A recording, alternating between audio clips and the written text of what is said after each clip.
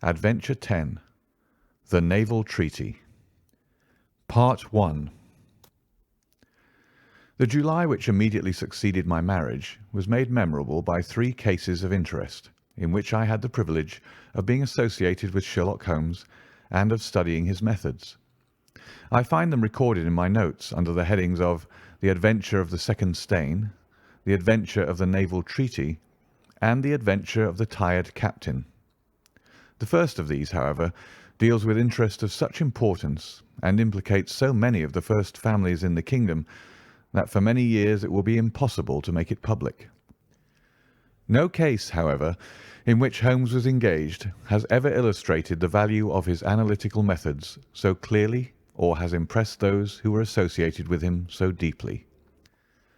I still retain an almost verbatim report of the interview in which he demonstrated the true facts of the case to Monsieur de Buch of the Paris police, and Fritz von Waldbaum, the well-known specialist of Danzig, both of whom had wasted their energies upon what proved to be side issues.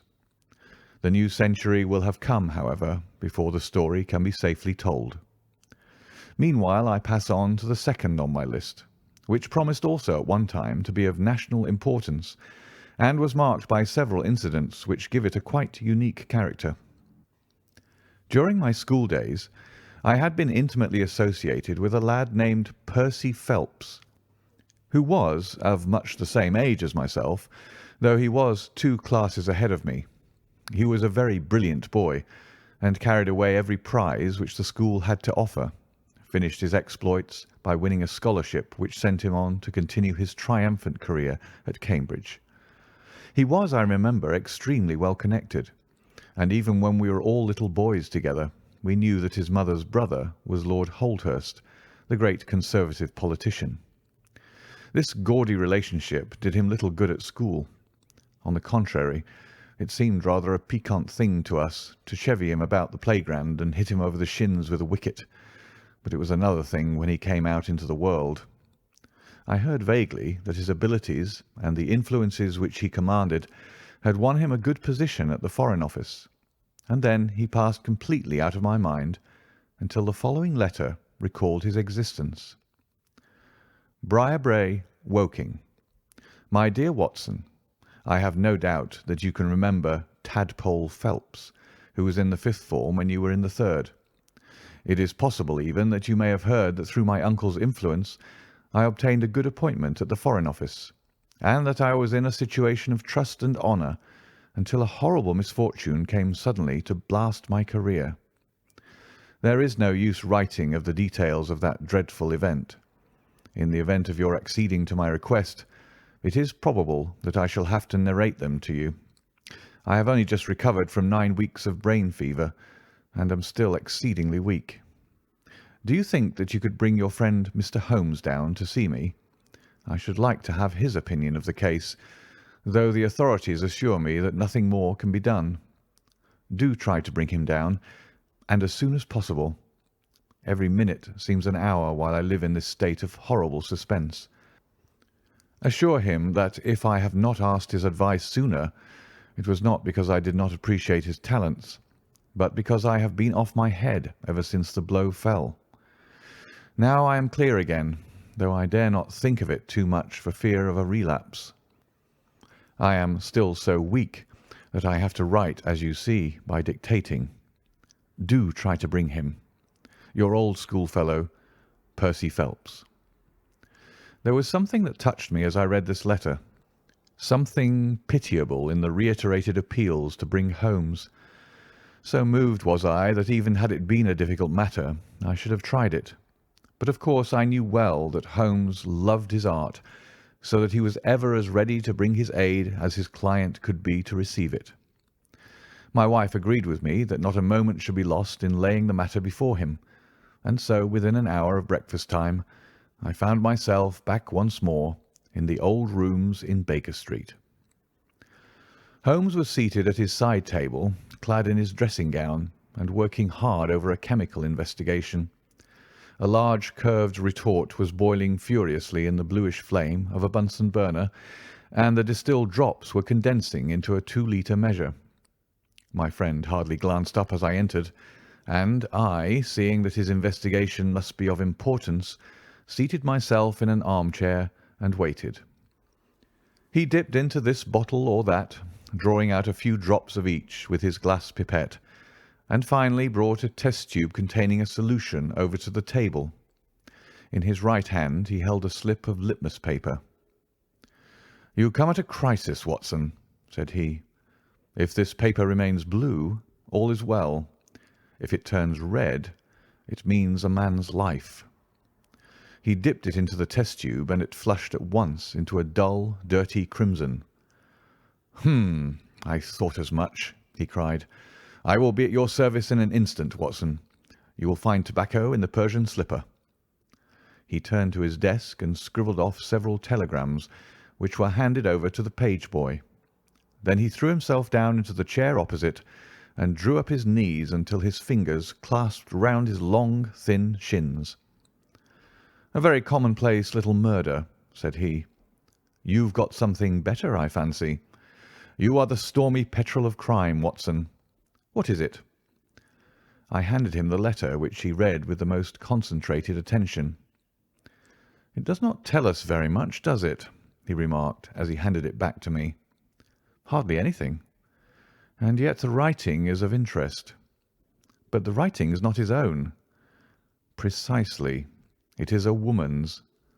"A man's, surely," I cried.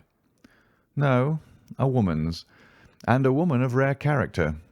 You see, at the commencement of an investigation, it is something to know that your client is in close contact with someone who, for good or evil, has an exceptional nature.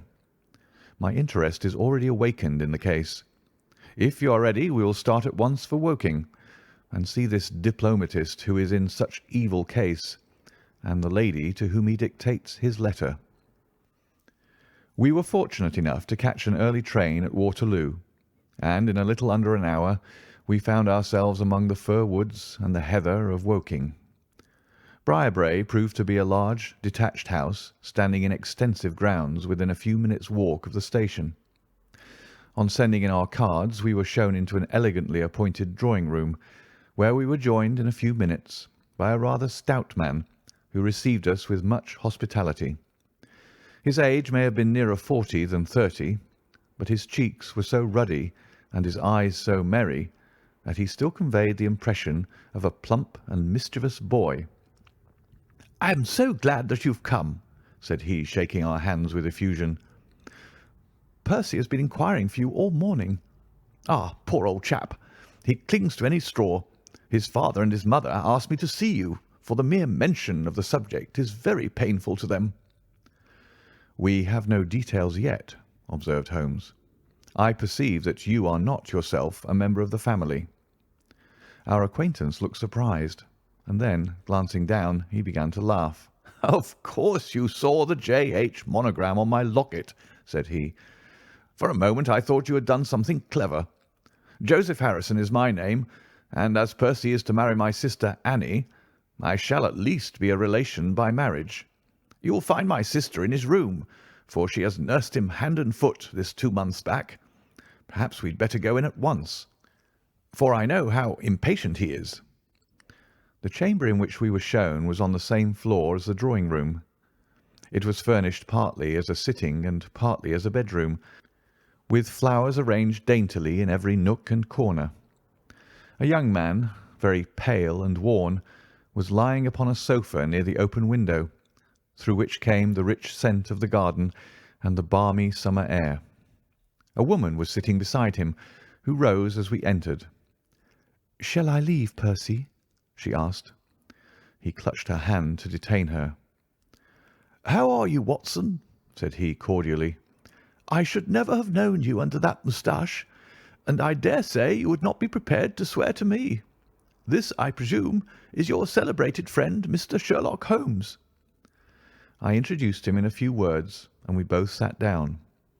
The stout young man had left us, but his sister still remained with her hand in that of the invalid.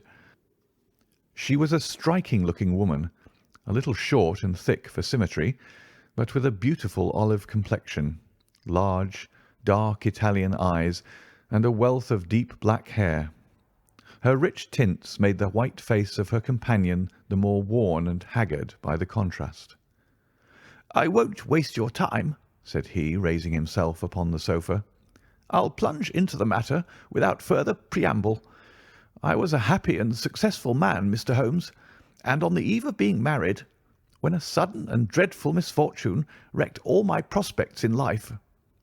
I was, as Watson may have told you, in the Foreign Office, and through the influences of my uncle, Lord Holdhurst, I rose rapidly to a responsible position.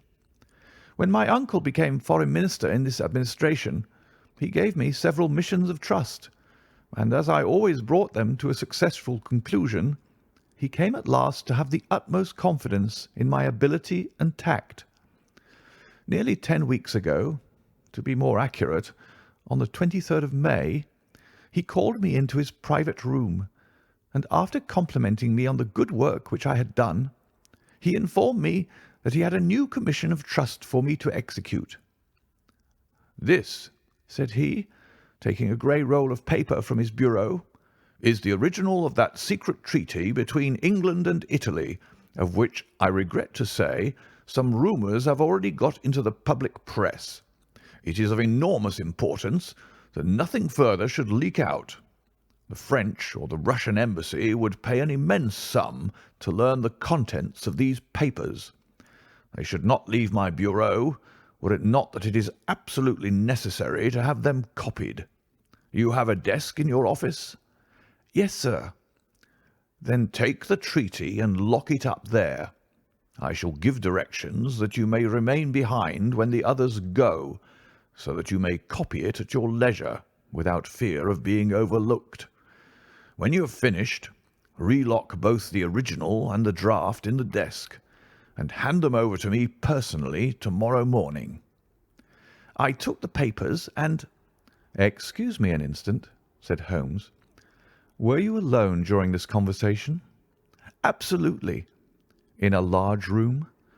30 feet each way." "In the centre?" "Yes, about it." "And speaking low?" "My uncle's voice is always remarkably low. I hardly spoke at all." "Thank you," said Holmes, shutting his eyes. "Pray go on."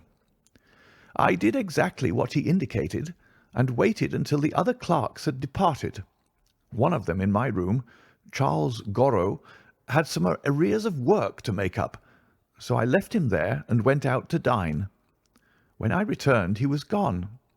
I was anxious to hurry my work, for I knew that Joseph, the Mr. Harrison whom you saw just now, was in town, and that he would travel down to Woking by the 11 o'clock train, and I wanted, if possible, to catch it. When I came to re-examine the treaty, I saw at once that it was of such importance that my uncle had been guilty of no exaggeration in what he had said. Without going into details, I may say that it defined the position of Great Britain towards the Triple Alliance, and foreshadowed the policy which this country would pursue in the event of a French fleet gaining a complete ascendancy over that of Italy in the Mediterranean. The questions treated in it were purely naval. At the end were the signatures of the high dignitaries who had signed it.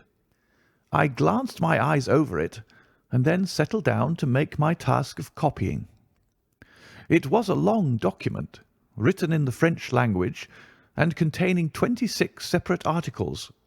I copied as quickly as I could, but at 9 o'clock I had only done 9 articles, and it seemed hopeless for me to attempt to catch my train. I was feeling drowsy and stupid, partly from my dinner and also from the effects of a long day's work. A cup of coffee would clear my brain. A commissionaire remains all night in a little lodge at the foot of the stairs, and is in the habit of making coffee at his spirit lamp for any of the officials who may be working overtime. I rang the bell, therefore, to summon him. To my surprise, it was a woman who answered the summons, a large, coarse-faced, elderly woman in an apron. She explained that she was the commissionnaire's wife who did the charring, and I gave her the order for the coffee. I wrote 2 more articles, and then, Feeling more drowsy than ever, I rose and walked up and down the room to stretch my legs. My coffee had not yet come, and I wondered what the cause of the delay could be. Opening the door, I started down the corridor to find out. There was a straight passage, dimly lighted, which led from the room in which I had been working, and was the only exit from it. It ended in a curving staircase, with the commissionnaire's lodge in the passage at the bottom. Halfway down this staircase is a small landing, with another passage running into it at right angles. This second one leads by means of a second small stair to a side door used by servants, and also as a short-cut by clerks when coming from Charles Street. Here is a rough chart of the place." "Thank you. I think that I quite follow you," said Sherlock Holmes. "It is of the utmost importance that you should notice this point. I went down the stairs and into the hall, where I found the commissionaire fast asleep in his box, with the kettle boiling furiously upon the spirit lamp. I took off the kettle and blew out the lamp, for the water was spurting over the floor. Then I put out my hand and was about to shake the man, who was still sleeping soundly, when a bell over his head rang loudly, and he woke with a start. "Mr. Phelps, sir," said he, looking at me in bewilderment. I came down to see if my coffee was ready. "I was boiling the kettle when I fell asleep, sir." He looked at me, and then up at the still quivering bell with an ever-growing astonishment upon his face. "If you was here, sir, then who rang the bell?" he asked. "The bell!" I cried. "What bell is it?" "It's the bell of the room you were working in." A cold hand seemed to close round my heart. Someone, then, was in that room where my precious treaty lay upon the table. I ran frantically up the stair and along the passage. There was no one in the corridors, Mr. Holmes. There was no one in the room. All was exactly as I left it, save only that the papers which had been committed to my care had been taken from the desk on which they lay. The copy was there, and the original was gone. Holmes sat up in his chair and rubbed his hands. I could see that the problem was entirely to his heart. "Pray, what did you do then?" he murmured. "I recognized in an instant that the thief must have come up the stairs from the side door. Of course, I must have met him if he had come the other way." "You were satisfied that he could not have been concealed in the room all the time, or in the corridor which you have just described as dimly lighted?" "It is absolutely impossible. A rat could not conceal himself either in the room or the corridor. There is no cover at all." "Thank you. Pray proceed." "The commissionaire, seeing by my pale face that something was to be feared, had followed me upstairs. Now we both rushed along the corridor and down the steep steps which led to Charles Street. The door at the bottom was closed, but unlocked. We flung it open and rushed out. I can distinctly remember that as we did so there came 3 chimes from a neighbouring clock. It was 10:15. "That is of enormous importance," said Holmes, making a note upon his shirt cuff. "The night was very dark, and a thin, warm rain was falling. There was no one in Charles Street, but a great traffic was going on, as usual in Whitehall, at the extremity. We rushed along the pavement, bareheaded as we were, and at the far corner we found a policeman standing. "'A robbery has been committed,' I gasped. "'A document of immense value has been stolen from the Foreign Office. Has anyone passed this way?' "'I've been standing here for a quarter of an hour, sir,' said he. "'Only one person has passed during that time, a woman, tall and elderly, with a Paisley shawl.' "'Oh, that is only my wife,' cried the commissionaire. "'Has no one else passed?' "'No one.'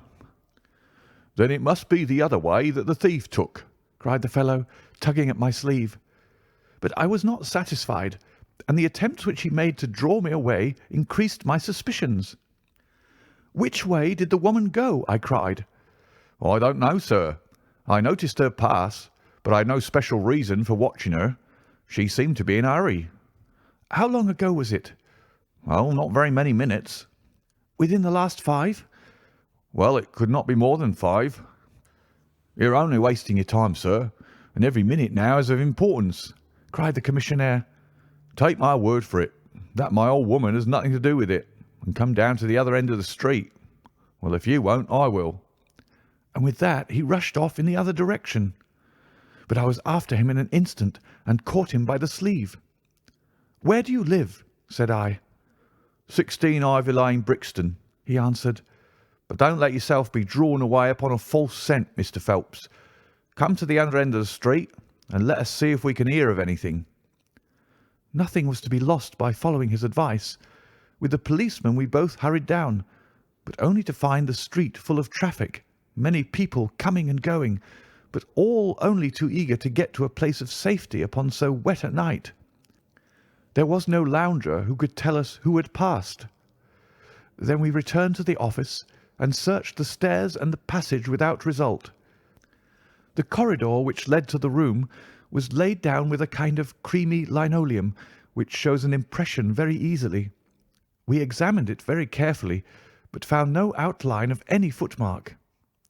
Had it been raining all evening? Since about 7. How is it, then, that the woman who came into the room about 9 left no traces with her muddy boots? I am glad you raised that point. It occurred to me at the time. The charwomen are in the habit of taking off their boots at the commissionnaire's office and putting on list slippers. That is very clear. There were no marks then, though the night was a wet one. The chain of events is certainly one of extraordinary interest. What did you do next? We examined the room also. There is no possibility of a secret door, and the windows are quite 30 feet from the ground. Both of them were fastened on the inside. The carpet prevents any possibility of a trapdoor, and the ceiling is of the ordinary whitewashed kind. I will pledge my life that whoever stole my papers could only have come through the door. How about the fireplace?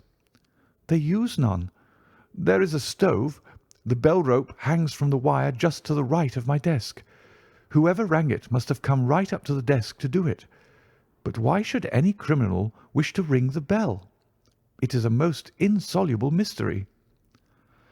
Certainly the incident was unusual. What were your next steps?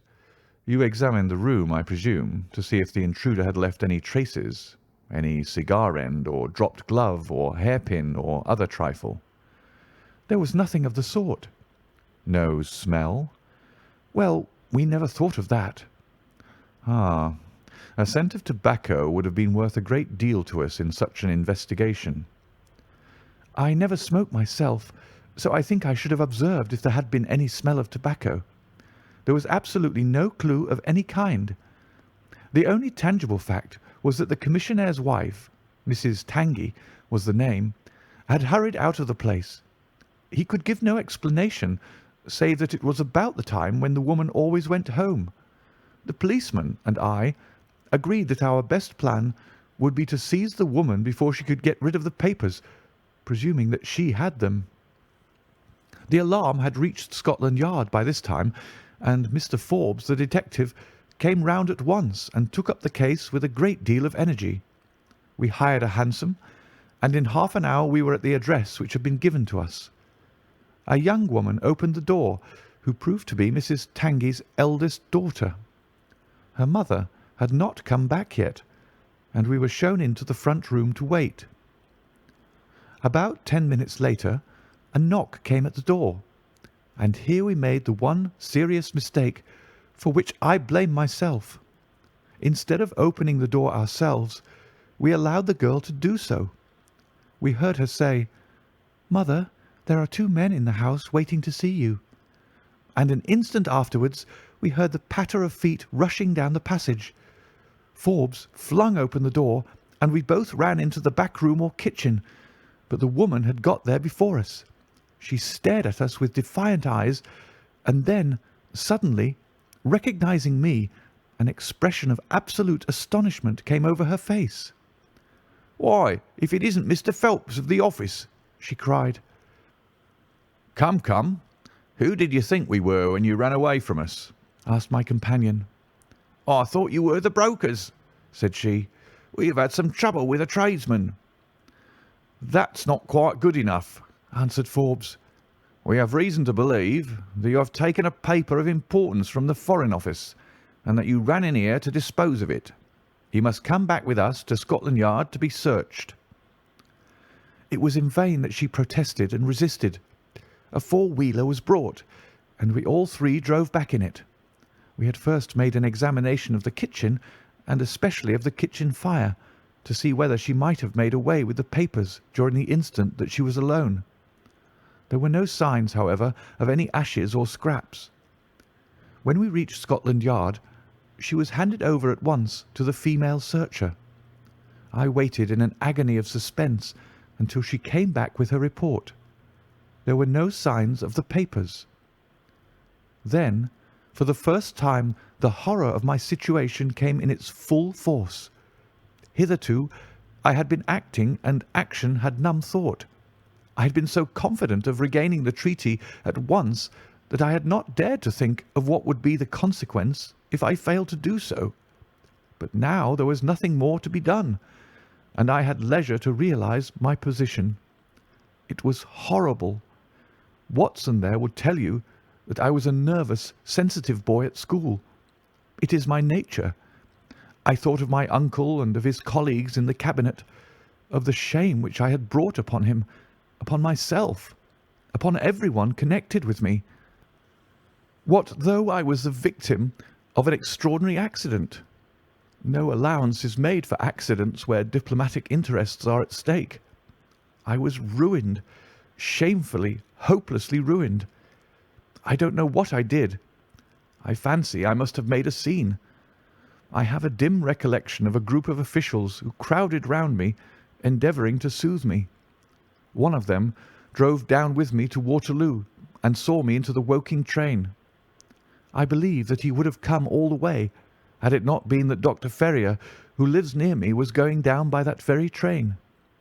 The doctor most kindly took charge of me, and it was well he did so, for I had a fit in the station, and before we reached home I was practically a raving maniac. You can imagine the state of things here when they were roused from their beds by the doctor's ringing and found me in this condition. Poor Annie here and my mother were broken-hearted. Dr. Ferrier had just heard enough from the detective at the station to be able to give an idea of what had happened, and his story did not mend matters. It was evident to all that I was in for a long illness. So Joseph was bundled out of this cheery bedroom, and it was turned into a sick room for me. Here I have lain, Mr. Holmes, for over 9 weeks, unconscious and raving with brain fever. If it had not been for Mrs. Harrison here, and for the doctor's care, I should not be speaking to you now. She has nursed me by day, and a hired nurse has looked after me by night, for in my mad fits I was capable of anything. Slowly my reason has cleared, but it is only during the last 3 days that my memory has quite returned. Sometimes I wish that it never had. The first thing that I did was to wire to Mr. Forbes, who had the case in hand. He came out and assures me that, though everything has been done, no trace of a clue has been discovered. The commissionaire and his wife have been examined in every way without any light being thrown upon the matter.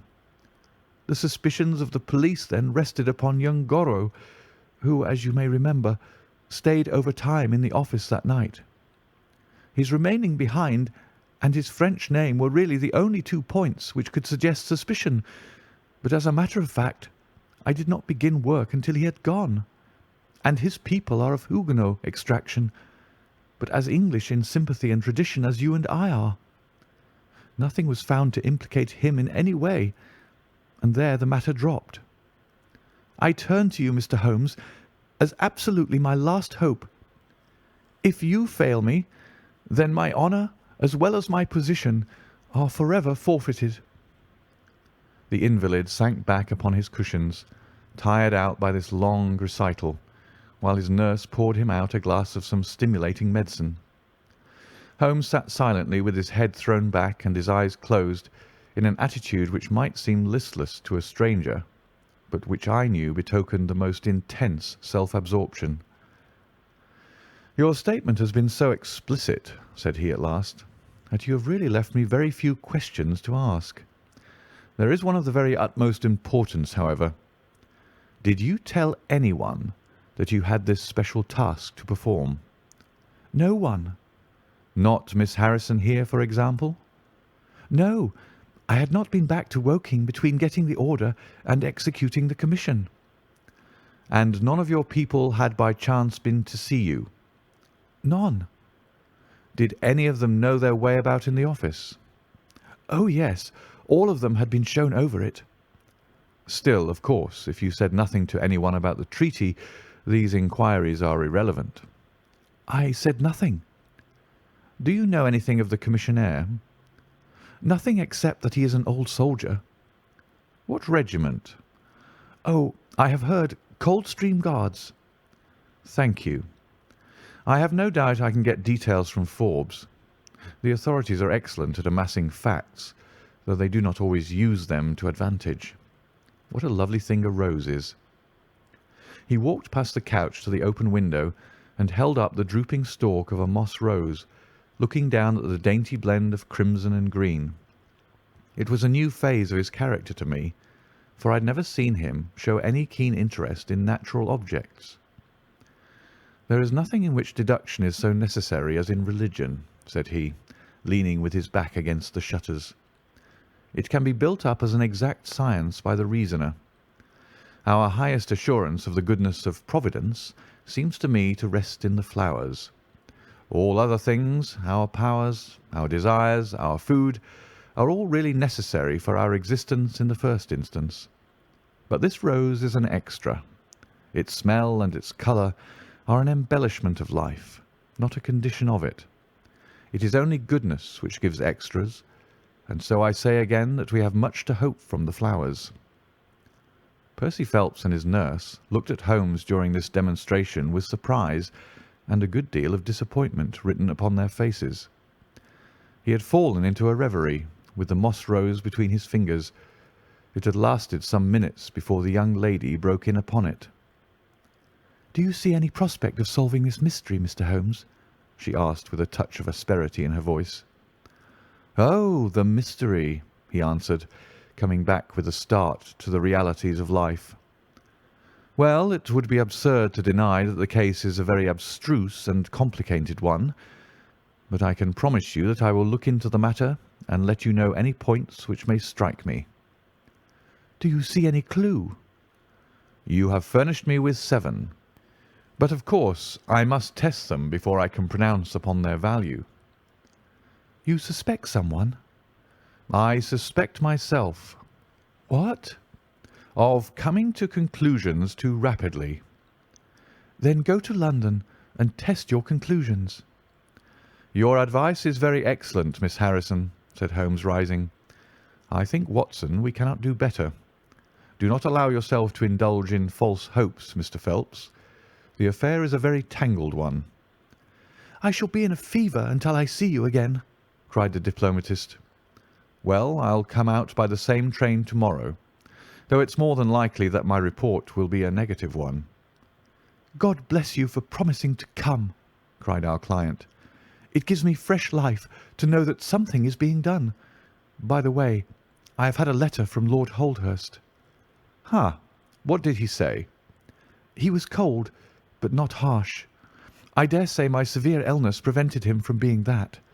He repeated that the matter was of the utmost importance, and added that no steps would be taken about my future, by which he means, of course, my dismissal, until my health was restored and I had an opportunity of repairing my misfortune."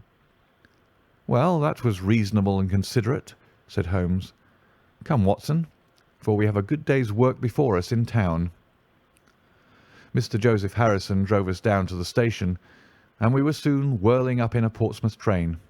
Holmes was sunk in profound thought, and hardly opened his mouth until we had passed Clapham Junction. "It's a very cheery thing to come into London by any of these lines which run high and allow you to look down upon the houses like this." I thought he was joking, for the view was sordid enough, but he soon explained himself. Look at those big, isolated clumps of building rising up above the slates like brick islands in a lead-coloured sea. The board schools? Lighthouses, my boy, beacons of the future, capsules with hundreds of bright little seeds in each, out of which will spring the wise, better England of the future. I suppose that man Phelps does not drink? I should not think so. Nor should I, but we are bound to take every possibility into account. The poor devil has certainly got himself into very deep water, and it's a question whether we shall ever be able to get him ashore. What did you think of Miss Harrison? A girl of strong character. Yes, but she is a good sort, or I'm mistaken. She and her brother are the only children of an ironmaster somewhere up Northumberland way. He got engaged to her when travelling last winter, and she came down to be introduced to his people with her brother as escort. Then came the smash, and she stayed on to nurse her lover, while brother Joseph, finding himself pretty snug, stayed on too. I've been making a few independent inquiries, you see, but today must be a day of inquiries. My practice, I began. Oh, if you find your own cases more interesting than mine, said Holmes with some asperity. I was going to say that my practice could get along very well for a day or two, since it is the slackest time in the year. Excellent, said he, recovering his good humour. Then we'll look into this matter together. I think that we should begin by seeing Forbes. He can probably tell us all the details we want until we know from what side the case is to be approached. You said you had a clue? Well, we have several, but we can only test their value by further inquiry. The most difficult crime to track is the one which is purposeless. Now, this is not purposeless. Who is it who profits by it? There is the French ambassador, there is the Russian, there is whoever might sell it to either of these, and there is Lord Holdhurst. Lord Holdhurst? Well, it is just conceivable that a statesman might find himself in a position where he was not sorry to have such a document accidentally destroyed. Not a statesman with the honourable record of Lord Holdhurst.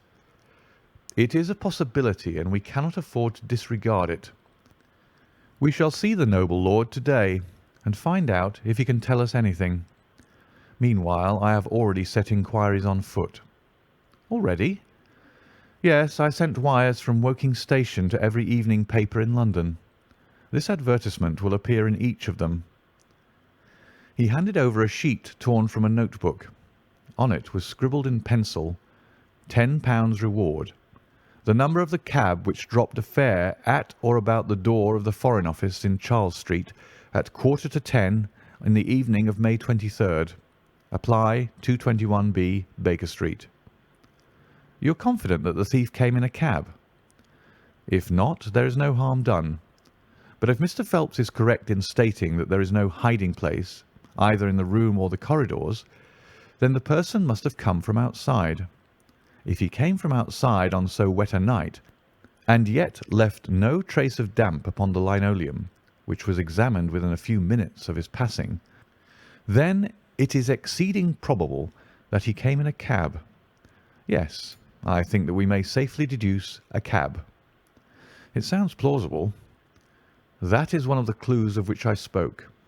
It may lead us to something.